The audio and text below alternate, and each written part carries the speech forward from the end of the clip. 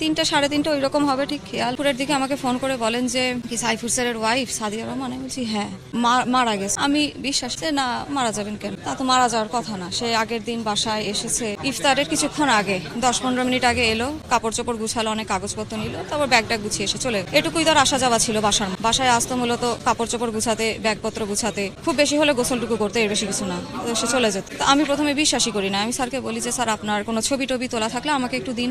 তারপরে আমি আবার ছবি পেলাম, তারপর দেখলাম যে হ্যাঁ সত্যি সে নাই, মারা গেছে। আমাকে ওসি স্যার যেটা বললেন যে আমার ওখানে একটা জমি আছে উত্তরখানে, জমির আশেপাশে সে একটা রুমের বাসা ভাড়া নিয়ে থাক। আমি কিন্তু এটা জানতাম না যে সে বাসা ওখানে ভাড়া। ওনার ওই স্যারের কাছ থেকে আমি এটা জানি। আর ওইখানেই ওই ভোরের 5টার দিকে মনে হয় ওই মারা গেছেন উনি, দুর্বৃত্তরা মেরে বাসায় এসে মেরে চলে। সে মূলত নভেম্বরের শুরু থেকেই বাসায় একেবারে ইরেগুলার হয়ে যায়। সে বাসায় আর আসতো না মানে ওই কাগজপত্র গুছাতে, ব্যাগপত্র গুছাতে, এইটুকুই তার থাকা হতো। আমি তাকে জিজ্ঞেস করতাম যে তুমি কোথায় থাকো?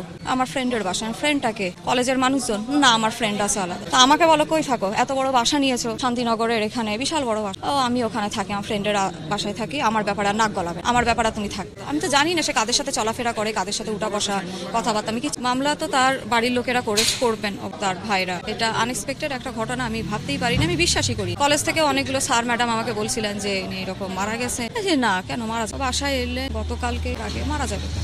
আমরা করতে যাচ্ছি না মামলাটা, পুলিশ এবং তার ভাই, তার আরেক ভাই গেছে। এটা তো এখন আসলে বলা মুশকিল। পুলিশ যদি তদন্ত করে বের করতে পারে কে বা তারা কোপাইলো।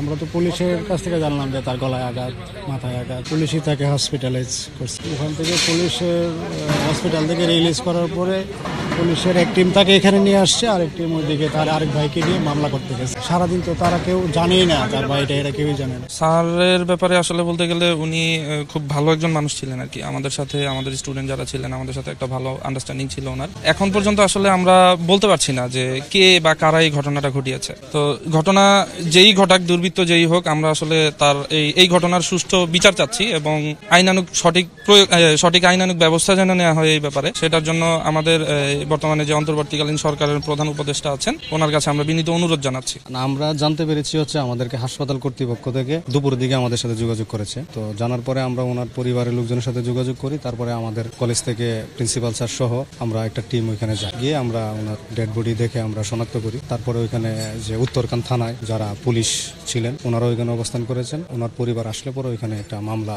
রুজু হওয়ার কথা আমরা জানি, ওনারা গিয়েছেন। আর যেহেতু আমরা আসলে কিভাবে কি হয়েছে একদম আমরা সঠিক জানি না, তবে যেহেতু একটা হত্যা, যেমন শিক্ষক আমি ওনার কলিগ, হত্যার আমরা সুষ্ঠু তদন্তের মাধ্যমে বিচার চাই।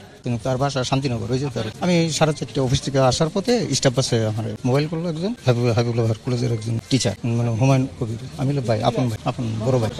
আমাদের সঙ্গে কে বা কারা নাকি তারা বাসায় কুবাইয়া তারা আহত করছে এবং ওখানকার কিছু লোক তারা নিয়ে আসছে উত্তরা 11 নম্বর সেক্টরে কি হসপিটালের নামটা নাকি লেকভিউ হসপিটালে। যা আপনি আসেন আমার ইয়ে দিল, আমরা আসলে সে যে ওইখানে বাসা নেই সেটাও জানি না। ওই যে তার এখানে তার বাসা হলো আপনার শান্তিনগর। অবশ্যই যাবো, অন্য মামলা যাবোই। আমার ভাই মেরে হচ্ছে কুবাইয়া কে বা কারা। আমি শুনছি 4:30 কলেজের টিচার হুমায়ুন কবির, উনি আমার ফোন করে